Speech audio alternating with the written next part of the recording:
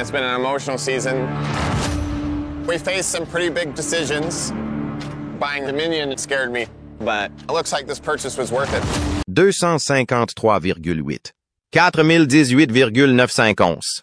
Parker Schnabel vient de trouver de l'or comme jamais auparavant. Littéralement. Cette saison, il a extrait une quantité record d'or du sol, laissant même les mineurs chevronnés en état de choc. Plus de 7000 onces. Plus de 15 millions de dollars. Une fortune qui dépasse l'entendement. Et il n'a pas seulement atteint son objectif, il l'a dépassé de plus de 2000 onces. Restez à l'écoute, car le prochain mouvement pourrait tout changer.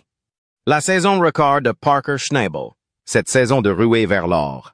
Parker n'a pas seulement fait un carton. Il a dépassé toutes les attentes. Les chiffres parlent d'eux-mêmes, avec plus de 7300 onces d'or pur. Ce n'est pas seulement impressionnant, c'est stupéfiant. La plupart des mineurs se contenteraient d'une fraction de ce chiffre, mais Parker opère à un niveau différent. Alors qu'il semblait inarrêtable, une découverte choquante pourrait tout changer, pour toujours. L'objectif initial était déjà ambitieux, 5000 onces. Mais Parker et son équipe ont facilement dépassé ce chiffre en obtenant 2000 onces supplémentaires. C'est une ruée vers l'or à l'intérieur d'une ruée vers l'or. Il est difficile de saisir l'ampleur de cet exploit si l'on ne comprend pas à quel point il est rare d'obtenir de tels résultats. Ce n'était pas de la chance. Parker et son équipe ont fait des calculs à chaque étape. Chaque décision a été soigneusement planifiée et tout s'est parfaitement déroulé. Le marché de l'or a joué en leur faveur. Les coûts du carburant sont restés bas et les lourds investissements dans de nouveaux équipements se sont avérés payants. Il s'agit d'un cours magistral de stratégie et d'exécution, qui prouve une fois de plus que Parker est au sommet de son art. L'exploitation minière n'est pas pour les âmes sensibles. C'est une activité difficile et imprévisible où les problèmes surviennent au moment où l'on s'y attend le moins. La saison de Parker a connu son lot de pannes, de cauchemars logistiques et de défis environnementaux. Mais au lieu de ralentir, il s'est attaqué à chaque revers de front. Chaque problème n'était qu'une nouvelle occasion de s'adapter et d'aller de l'avant. Rien n'allait empêcher cette opération d'atteindre son plein potentiel. L'aspect financier est tout aussi époustouflant. Avec l'envolée des cours de l'or, la fortune personnelle de Parker s'élève à environ 6 millions de dollars. Mais cette saison n'a pas seulement consisté à accumuler des richesses, mais aussi à prouver qu'avec un bon mélange de détermination, de stratégie et de travail acharné, il est possible de remporter des succès monumentaux. Ce qui distingue Parker, c'est son acharnement. Il ne se contente jamais des victoires passées. Alors que d'autres mineurs se contentent de rester stables, lui pense toujours à l'expansion. Plus de terre, une meilleure technologie, des méthodes plus raffinées. Tout tourne autour de la croissance. C'est cet état d'esprit qui lui permet de garder une longueur d'avance dans l'un des secteurs les plus impitoyables qui soient. À ce niveau, l'exploitation minière ne consiste pas seulement à creuser et à espérer le meilleur, mais aussi à créer une opération efficace où tout fonctionne sans heurts. Chaque saut de terre déplacé est calculé. Chaque coût est mesuré et chaque décision a un impact à long terme. Parker a affiné ce processus jusqu'à la perfection. Son équipe travaille avec précision et, lorsque des défis inattendus se présentent, elle ne panique pas. Elle s'adapte et continue à aller de l'avant. Parker comprend la situation dans son ensemble. L'exploitation minière n'est pas seulement une question de réussite immédiate, c'est aussi une question de préparation de l'avenir. Chacune de ces actions s'inscrit dans cette perspective. Les investissements d'aujourd'hui préparent le terrain pour des choses encore plus importantes à l'avenir. Il est constamment à l'affût de nouvelles terres, de nouvelles opportunités et de stratégies innovantes pour rester à la pointe du progrès. C'est le raisonnement d'un mineur qui ne se contente pas d'être là pour le moment, mais qui veut construire quelque chose de durable. Avec cette saison record dans les livres, la question évidente est de savoir ce qui se passera ensuite. Comment peut-on dépasser un tel exploit? Est-il même possible d'aller plus loin? Si quelqu'un peut trouver un moyen, c'est bien Parker. L'extraction de l'or est imprévisible. Chaque saison apporte de nouveaux défis et les obstacles ne semblent jamais s'arrêter. Cependant, Parker Schnabel a démontré à maintes reprises qu'il possède les compétences, la détermination et la résilience nécessaires pour réussir dans ce secteur exigeant. Quelles que soient les difficultés rencontrées, il trouve le moyen de s'adapter, d'innover et d'aller de l'avant. Qu'il s'agisse de faire face aux fluctuations du prix de l'or, aux conditions météorologiques difficiles, aux pannes d'équipement ou à la dureté du terrain, Parker reste inébranlable dans sa quête de succès. Sa capacité à réfléchir et à prendre des décisions rapides le distingue des autres. L'exploitation minière ne consiste pas seulement à trouver de l'or, mais aussi à résoudre des problèmes, à faire preuve d'efficacité et d'endurance. Parker s'est forgé une réputation de mineur parmi les plus ingénieux de l'industrie. Il sait que l'exploitation minière est un domaine en constante évolution qui nécessite des améliorations constantes en matière de technologie, de stratégie et de travail d'équipe. Son leadership lui a permis de constituer une équipe qualifiée qui partage son dynamisme et son engagement en faveur de l'excellence. Une découverte qui ébranle l'industrie aurifère. Une découverte de cette ampleur n'est cependant pas sans poser de problème. L'extraction d'or de grande pureté comporte des risques uniques, notamment en matière de sécurité. L'emplacement de la mine est étroitement surveillé, et ce pour de bonnes raisons. La protection du site contre le vol ou le sabotage nécessitera des mesures de sécurité strictes et des investissements importants. L'impact sur l'environnement est une autre question urgente. L'extraction de l'or est depuis longtemps critiquée pour son impact sur l'environnement et cette mine fera sans aucun doute l'objet d'un examen minutieux. Pourtant, il y a un engagement à équilibrer le profit et la responsabilité. Il sera essentiel, à l'avenir, de naviguer dans le réseau complexe des réglementations, des relations avec les communautés et des considérations écologiques. Au-delà de sa réussite personnelle, cette découverte est une étape importante pour l'ensemble de l'industrie minière aurifère. Elle prouve que même dans un monde où beaucoup pensent que toutes les grandes découvertes ont déjà été faites, il y a encore de la place pour des découvertes révolutionnaires. Cette découverte pourrait inciter d'autres mineurs à prendre de plus grands risques, à s'aventurer dans des territoires inexplorés et à investir dans de nouvelles technologies. À plus grande échelle, cette découverte a des implications pour le marché mondial de l'or.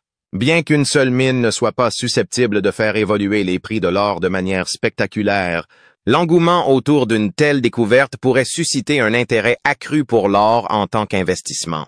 Les investisseurs pourraient affluer sur les marchés de l'or, créant un effet d'entraînement qui profiterait à l'ensemble du secteur.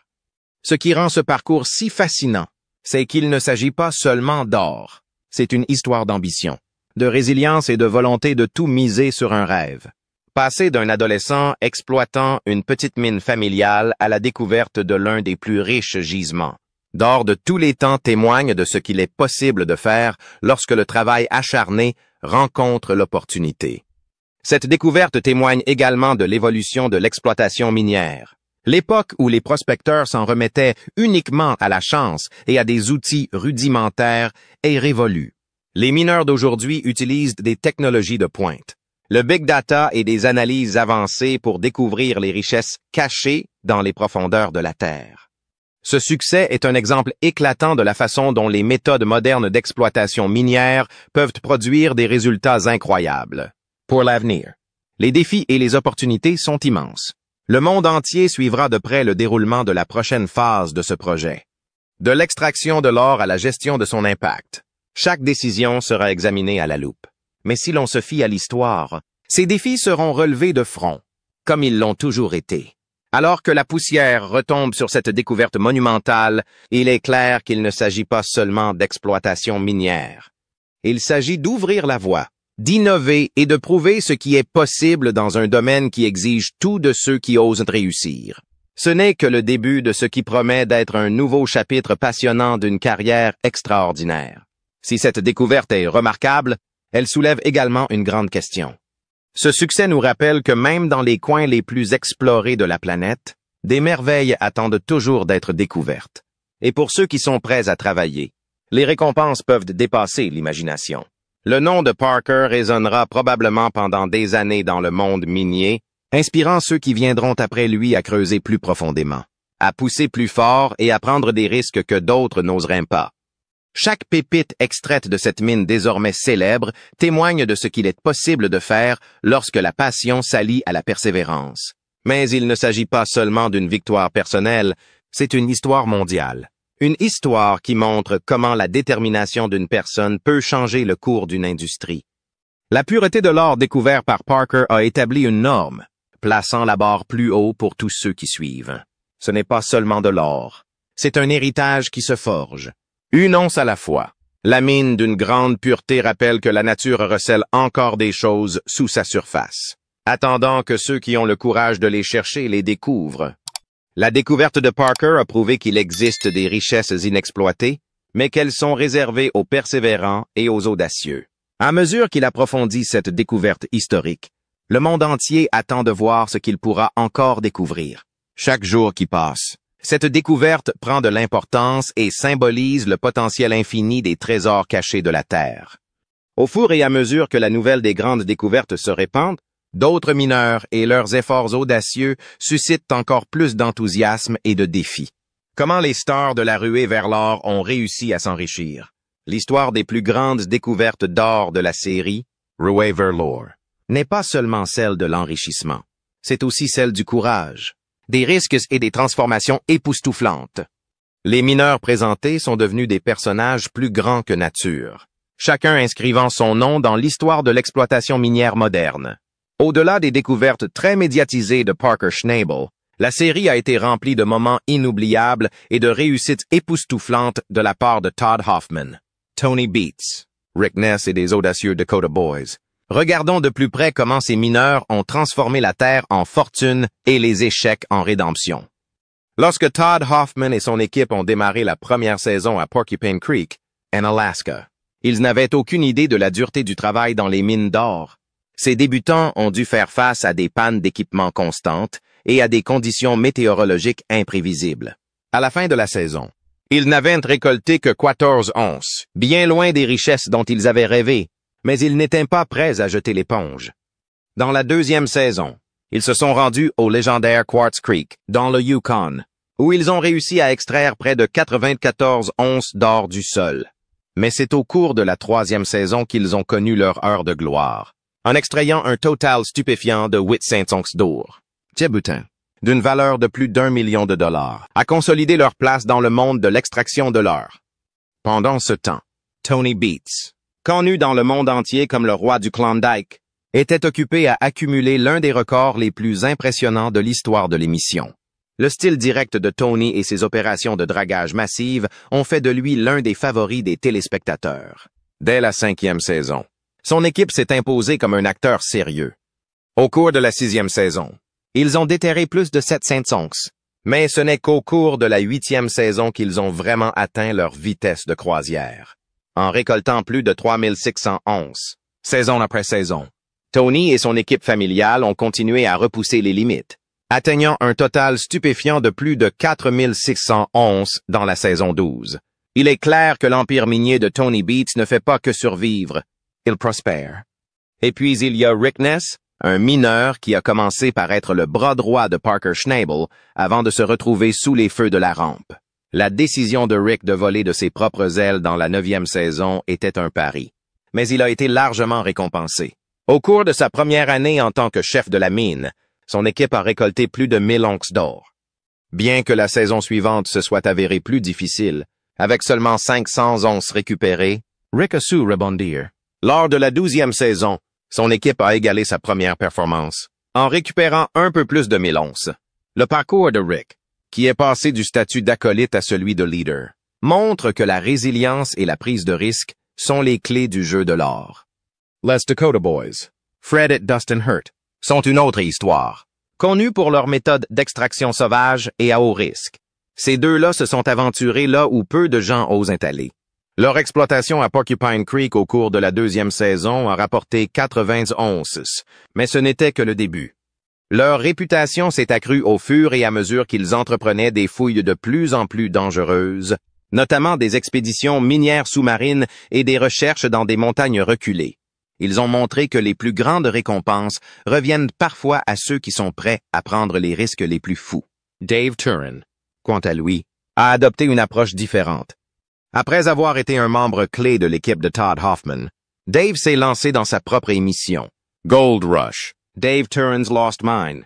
Sa mission consiste à ressusciter des sites miniers abandonnés à travers les États-Unis. En Arizona, son équipe a récupéré 80 onces d'or au cours de la première saison. Lors de la 2e saison dans le Montana, ce chiffre est passé à plus de 200 onces.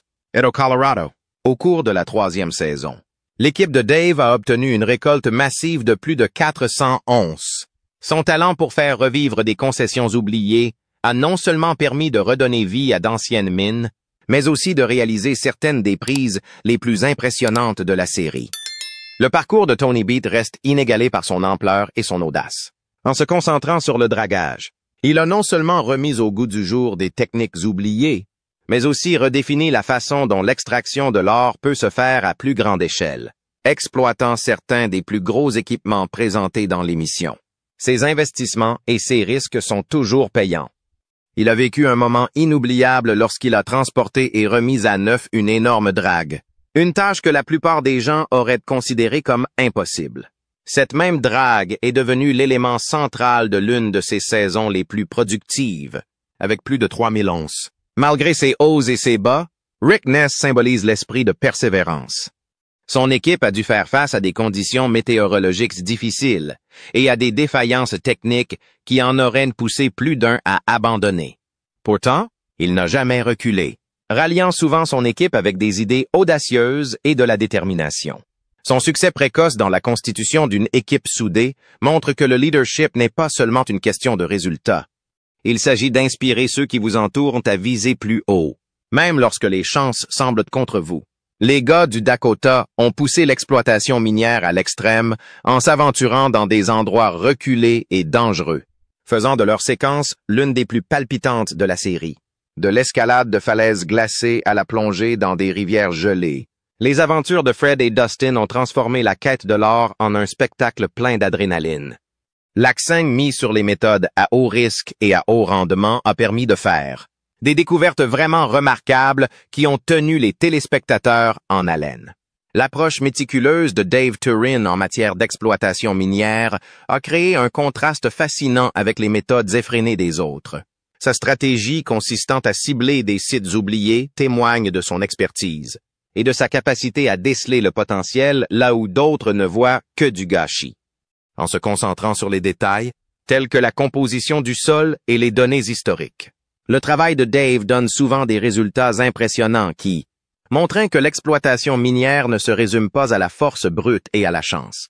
Si l'on considère la situation dans son ensemble, Gold Rush est plus qu'une simple émission sur l'exploitation minière. C'est un témoignage de la résilience humaine et de ce que les gens sont prêts à faire pour réaliser leurs rêves. Tous les mineurs présentés ont connu des revers qui auraient pu mettre fin à leur carrière, mais ils sont allés de l'avant, poussés par la promesse de la fortune et le frisson de la découverte. Leurs histoires, pleines de courage et d'ingéniosité, nous rappellent que le succès ne se décrète pas, mais qu'il se mérite par un travail acharné et une volonté de prendre des risques. Les grandes découvertes ne sont pas seulement synonymes de succès, mais aussi de combats, de disputes et de moments difficiles qui mettent à l'épreuve toutes les personnes impliquées. Des affrontements brûlants dans le monde de l'extraction de l'or, le temps passé sur Gold Rush a été tout simplement dramatique. La carrière minière a été marquée par des disputes enflammées et des affrontements violents, révélant le côté dur et inflexible du jeune mineur. Ces batailles ont fait de lui un personnage hors du commun. Mais elles ont également mis en lumière le monde intense et souvent impitoyable de l'exploitation minière de l'or. Commençons par la célèbre querelle avec Tony Beats. Tony Beats n'est pas étranger au drame, mais lorsque leurs chemins se sont croisés, les choses sont devenues explosives. Au début, leur relation semblait solide. Tony agit comme un mentor pour le jeune mineur, désireux d'apprendre les ficelles du métier. Mais lorsque le terrain minier a été loué à Tony, des fissures ont commencé à se former. Les taux de redevance élevés de Tony étaient un point d'achoppement, et il n'a pas fallu longtemps pour que les choses s'enveniment. Dans la 4e saison, Tony l'accuse d'avoir violé les termes du contrat et met fin à l'opération. Ce n'était que le début. Dans la 8e saison, ils étaient de nouveau à couteau tiré. De la terre a été déversée sur les terres de Tony sans sa permission, et Tony n'était pas prêt à laisser passer cela. Accusé de cupidité, Tony a doublé la mise en exigeant le respect de l'accord. Ce va-et-vient a cimenté leur rivalité. La soif d'indépendance n'a fait que jeter de l'huile sur le feu. Au cours de la saison 12, la patience a une nouvelle fois été mise à l'épreuve. Face à l'excès de terre, une faille dans l'accord a été trouvée, et la terre a été déversée sur les terres de Tony. La rage de Tony était palpable, mais il n'a pas reculé. C'était un geste audacieux qui témoignait d'une confiance grandissante et d'une volonté de jouer les durs. La réaction de Tony était loin d'être amusée, mais il avait les mains liées par les termes mêmes de leur accord. Cette saga a marqué un tournant, montrant une transition du jeune mineur enthousiaste à quelqu'un prêt à défier même les joueurs les plus établis. Ensuite, il y a eu les garçons du Dakota, Fred et Dustin Hurt. Ces deux-là n'ont jamais hésité à exprimer leur frustration. Et de nombreuses raisons leur ont été données pour le faire. La saison 3 a donné lieu à un conflit majeur lorsqu'un pont à Porcupine Creek a été remplacé sans que Fred et Dustin n'en soient avertis. Il ne s'agissait pas seulement d'un désagrément, mais d'une coupure de l'accès à des fournitures essentielles. Fred était furieux. Il a fait face à la situation, faisant savoir ce qu'il pensait du manque de communication. La situation s'est rapidement envenimée et Fred, dans un accès de rage, a brandi un couteau. Ce moment a souligné à quel point les tensions peuvent être vives dans ce secteur. Cette confrontation est devenue l'un des moments les plus médiatisés de l'histoire de l'émission. Mais les défis ne se sont pas limités aux rivaux. Même au sein de l'équipe, les conflits remontaient à la surface. Prenons l'exemple de Brennan Rouault. Brennan a été un membre clé de l'équipage, mais à partir de la saison 12, il en a eu assez. Brennan avait l'impression que ses capacités étaient constamment remises en question, ce qui entraînait de fréquentes disputes. La tension a atteint un point de rupture et Brennan a décidé de partir. Son départ a montré à quel point il peut être difficile de maintenir l'harmonie dans un environnement sous pression. L'acharnement et le perfectionnisme, s'ils sont la clé du succès, se font souvent au détriment du moral de l'équipage. Ces batailles, que ce soit avec des mineurs chevronnés comme Tony Beats ou des membres de l'équipe, brossons le portrait d'un jeune homme qui navigue dans l'une des industries les plus difficiles qui soient. Il ne s'agit pas seulement de trouver de l'or. Il s'agit de faire ses preuves dans un monde où chaque décision est examinée à la loupe, où chaque geste a des conséquences et où chaque rival attend l'occasion de bondir. Ces affrontements ont façonné non seulement une carrière, mais aussi une réputation, celle d'être l'une des figures les plus déterminées et les plus controversées de Gold Rush. Ce qui est clair, c'est qu'il ne recule pas devant la confrontation. Qu'il s'agisse de tenir tête à Tony Beats, de s'opposer aux Dakota Boys ou d'aborder les tensions au sein de l'équipe. Il a prouvé à maintes reprises que se battre pour ce que l'on croit est la voie à suivre. C'est cette détermination qui est à l'origine du succès, même si elle a créé de nombreux drames en cours de route. Qu'on l'aime ou qu'on le déteste, c'est une force avec laquelle il faut compter dans le monde de l'extraction de l'or. La question est de savoir jusqu'où ira cette détermination pour rester au sommet. Alors que les enjeux continuent d'augmenter, une chose est sûre, le chemin est loin d'être terminé. La découverte de la mine d'or de Parker pourrait-elle déclencher une nouvelle ruée vers l'or? Ou bien cette incroyable découverte cache-t-elle quelque chose dont personne ne parle? Faites-nous part de vos réflexions et n'oubliez pas d'aimer et de vous abonner pour en savoir plus. Nous avons un voisin qui m'a contacté il y a quelques semaines lorsqu'il a voulu vendre sa propriété. Vous avez acheté juste la terre ou vous avez acheté toute la propriété? Toute la société. Prix d'achat, 2,5 millions. Parker vient de dépenser 25 millions pour de nouvelles terres aurifères, mais son équipe s'effondre. Les machines se cassent. Les travailleurs sont épuisés. Et maintenant, il les pousse encore plus fort. Une machine clé tient à peine debout. Si elle se casse, tout s'arrête. Les mécaniciens se précipitent pour la réparer alors que chaque seconde coûte une fortune. Suivez le démarrage de l'usine de lavage, qui se soldera soit par une victoire massive, soit par un désastre total. Le chaos de la ruée vers l'or. Parker s'agrandit à nouveau. Parker a signé une toute nouvelle acquisition aujourd'hui.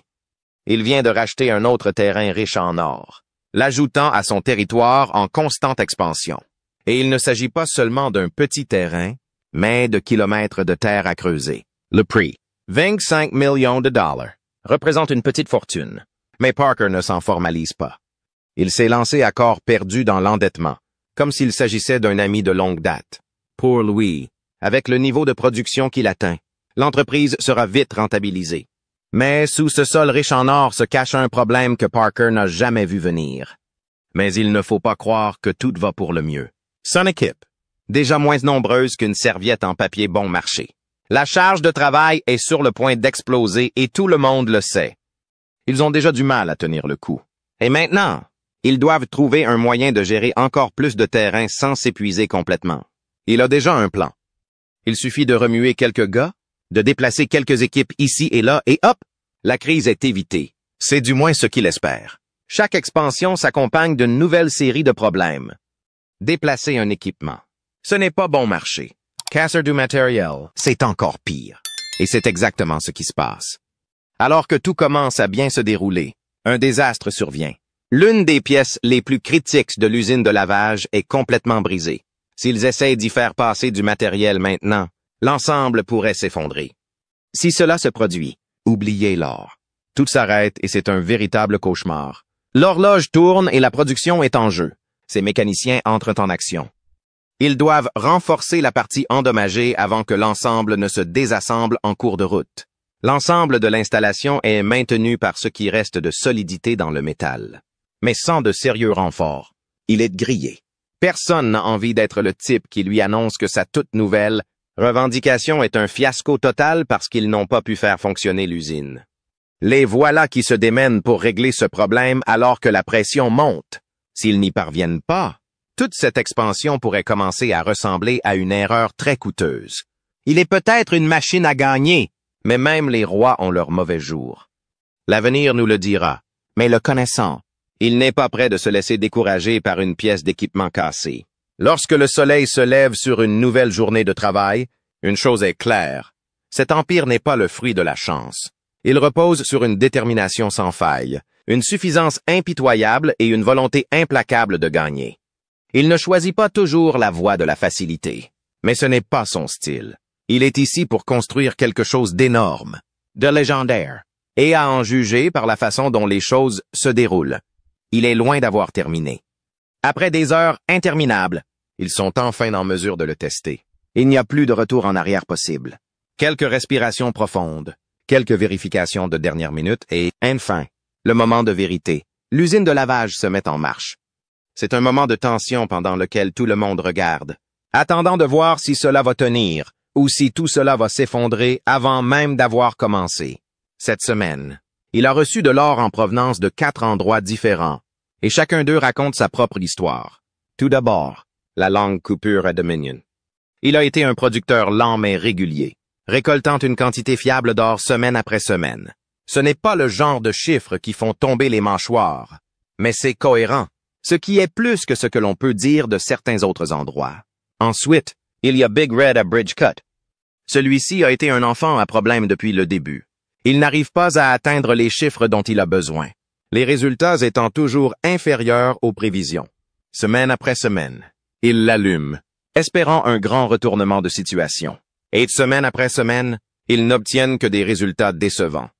Même maintenant, alors qu'il pèse les derniers nettoyages, la situation est sombre. Les chiffres commencent à tomber. 5 once, 10 once, 25 once, et augmentent plus lentement qu'on ne le souhaiterait. Lorsqu'ils atteignent 77 onces, la frustration est palpable. Encore une récolte décevante. L'expansion est terminée, mais la lutte pour la maintenir en vie ne fait que commencer. Une exploitation minière à la limite du possible. Entre-temps, Ken et Stewart's Ground ont tiré leur épingle du jeu.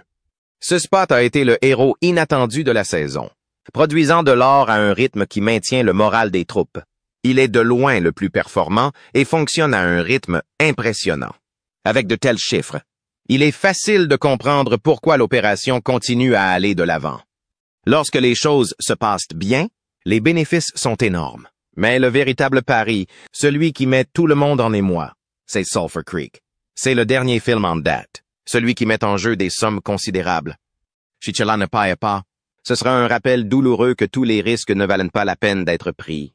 Il leur faut au moins 5 onces en 2 jours de course pour justifier cet achat, ce qui n'est pas une mince affaire. L'équipe se rassemble alors que les chiffres commencent à grimper. 20 onces, 40, 60, 80. Lorsqu'ils atteignent 5 onces, ils poussent un soupir de soulagement collectif, mais cela ne s'arrête pas là. Le décompte final est de 541,5 onces. C'est presque le double de ce que la Coupe du Pont a rapporté toute la semaine. C'est exactement ce qu'il fallait, une victoire solide pour justifier le chaos. Malgré le stress, les longues heures de travail et les obstacles apparemment sans fin, la volonté d'arriver en tête ne s'estompe jamais. La semaine s'achève avec un total de 535,1 onces, couvrant plus de la moitié du coût de ce dernier pari. Mais ce n'est pas suffisant. Il ne s'agit pas d'une semaine décente, mais d'une domination. L'accent est déjà mis sur la manière de pousser ces chiffres encore plus haut. Plus d'efficacité, plus de vitesse, plus de saleté dans les stations de lavage. Il y a toujours un autre objectif à l'horizon. Le travail ne s'arrête jamais. Le matériel tombe constamment en panne. Le terrain ne pardonne pas et les conditions météorologiques ne sont pas favorables. Une mauvaise tempête et c'est toute une semaine de travail qui peut être perdue.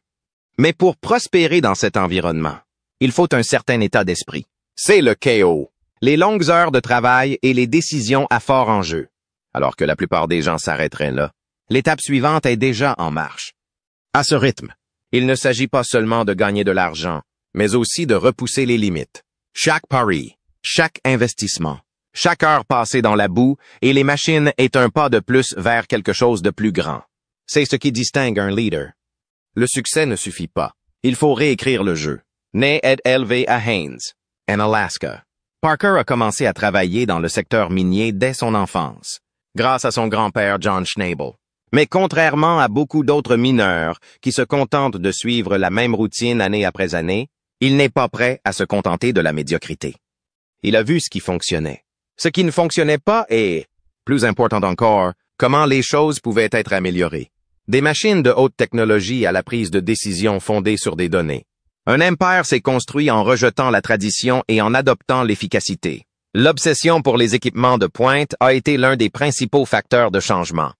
Les excavateurs et les bulldozers standards utilisés par la plupart des mineurs ne suffisent pas.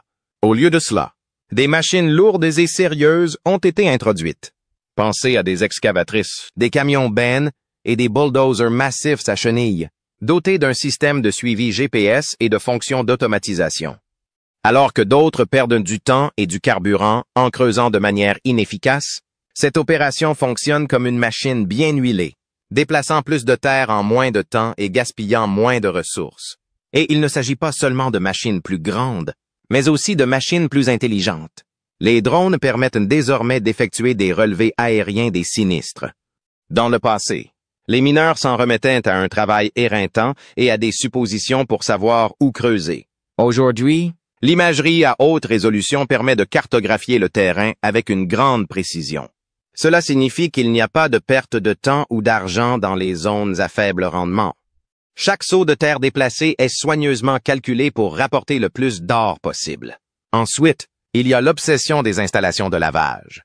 Les machines chargées de séparer l'or de la terre. La plupart des mineurs sont confrontés à une tonne de déchets, car les installations de lavage traditionnelles ne sont pas très efficaces. Au lieu de cela, des modèles à haut rendement construits sur mesure maximisent la récupération de l'or. Ces machines sont réglées avec précision chaque saison, afin d'extraire la moindre once d'or du matériau. Il ne s'agit pas seulement d'extraire de l'or, il s'agit d'extraire chaque parcelle de profit possible. Il s'agit également de rester à l'avant-garde en matière de protection de l'environnement. Alors que de nombreuses exploitations minières se voient imposer des réglementations pour leurs pratiques néfastes et gaspilleuses, cette exploitation met déjà en œuvre des solutions plus propres et plus vertes. Les techniques de séparation par gravité et de flottation permettent d'extraire l'or de la terre sans avoir recours à des produits chimiques toxiques tels que le mercure ou le cyanure. Les coûts de carburant sont également réduits grâce à l'incorporation de machines hybrides et même d'une certaine infrastructure d'énergie solaire. Alors que d'autres sont confrontés à la hausse des prix du carburant, cette installation fonctionne au ralenti.